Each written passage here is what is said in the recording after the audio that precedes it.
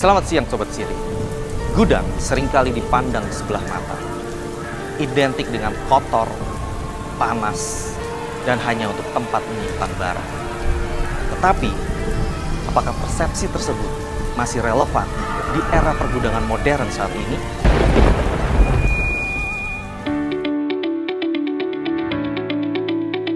Hai Sobat Siri, balik lagi bersama saya Deno Suryajaya di channel YouTube dari Siri. Wow, banyak banget mindset dan juga pertanyaan-pertanyaan dari netizen gitu ya, dari Anda semua Sobat Siri. Mitos atau fakta sih gudang itu selalu berantakan, terus dia cuma bisa buat nyimpen barang, panas, kotor, dan segala macamnya.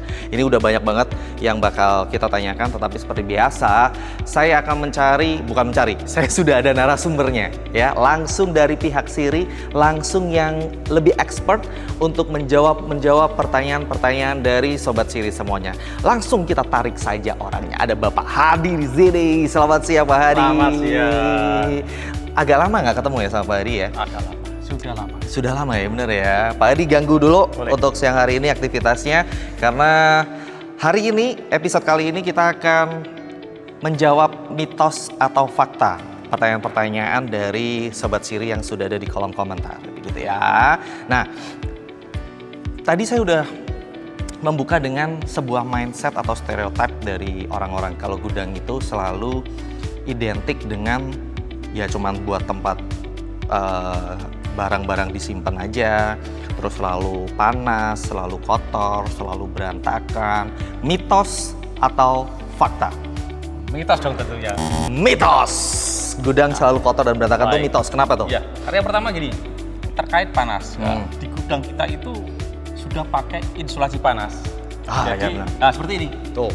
Jadi kita pakai insulasi panas sehingga panas yang ke dalam gudang itu tentunya sudah tinggal sekian persen saja. Terfilter gitu ya. Betul. Jadi kalau gudang-gudang modern sekarang itu ada insulasi panasnya, terutama di Siri. Nah, terus ada juga mitos gudang itu selalu kotor, berantakan. Benar nggak sih? Mitos kan itu? Tentu mitos dong. Jadi kalau kita itu yang pertama penataan ya. Jadi gudang itu penataannya itu sudah kita sesuaikan.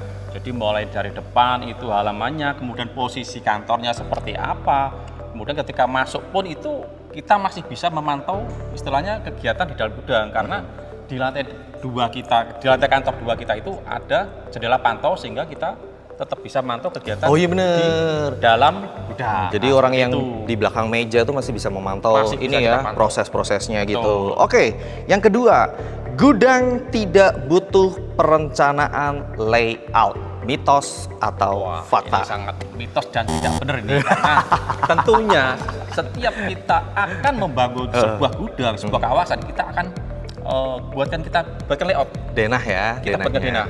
Jadi nanti seperti gudang ini harus menghadap kemana, kemudian nanti ruang terbuka hijaunya harus di mana, itu juga sudah kita siapkan di awal. Jadi ada layout gudangnya, ada layout katakanlah air bersih, air kotor, air hujan kawasan, nah seperti itu. Nah, kalau kita ngomongin layout itu, layout bangunan itu apakah sama dengan blueprint, Pak Hadi?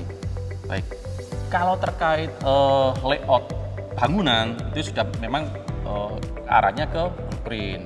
Selain itu nanti ada layout bangunan, nanti juga ada layout satu kawasan. Oke. Jadi memang kawasan kita pun juga sudah kita tata secara fungsional dan efektif. Kalau di Siri sendiri untuk layoutnya memang sudah sudah dipertimbangkan dengan masak-masaknya, udah direncanakan ya. Jadi bagaimana truk itu bisa masuk, terus aliran air kalau hujan supaya tidak banjir gitu ya, benar ya. Nah itu berarti harus butuh perencanaan layout ya Sobat Siri ya. Kalau rumah aja harus ada layoutnya, kok gudang nggak ada tuh mitos tuh kalau nggak butuh perencanaan layout. Oke, berikutnya ya Pak Hadi ya. Mitos atau fakta, gudang modern hanya untuk perusahaan yang besar? Mitos dong. Karena kita mengakomodir kebutuhan yang kecil, katakanlah kita mulai 200 meter persegi. Ini yang sekarang kita di sini 200 meter ya? Kalau ini agak besar. Oh ini yang lebih besar lagi. Jadi kalau yang 200 meter persegi tentunya lebih kecil dari ini, mungkin bisa dari separuh aja. Ya. Tentunya itu juga untuk skala yang lebih lebih kecil. Betul. Jadi mitos ya, Sobat Siri ya. Maksudnya jangan minder kalau misalnya, oh aku tuh belum PT, perusahaanku belum PT, belum gede, jangan minder ya kan. Memang semuanya disesuaikan lagi sama kebutuhan. Tapi kalau misalnya ternyata barang-barangnya penjualan udah mulai banyak banget, barang-barang udah stoknya mulai banyak banget, bisa pindah ke gudang. Betul. Gitu ya Pak Adi ya.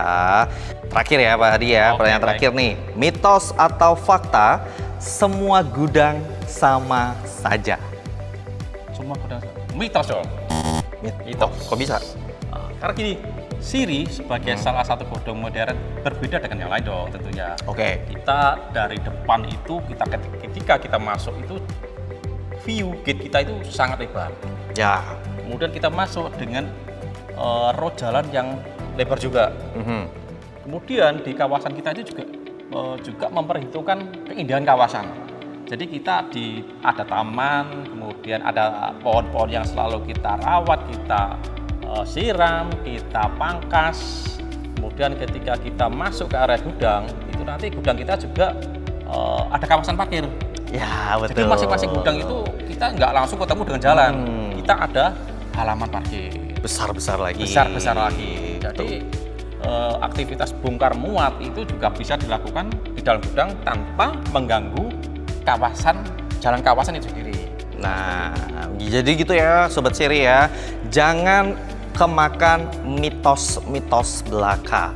Ya, karena semakin kesini itu era pergudangan itu bukan lagi yang tradisional atau yang kalau dalam tanda kutip bahasa Jawa Timurnya itu lawas-lawas gitu ya. Jadi sekarang tuh sudah zamannya era pergudangan modern. Salah satu contohnya adalah pergudangan Siri yang ada di Sidoarjo ini. Jadi Sobat Siri bisa langsung aja membandingkan gudang-gudang yang zaman dulu sama gudang modern. Langsung survei aja ke sini juga boleh. Lihat aja kawasannya, betapa bagusnya kawasan pergudangan dari Siri, betapa amannya karena mereka memiliki one gate system.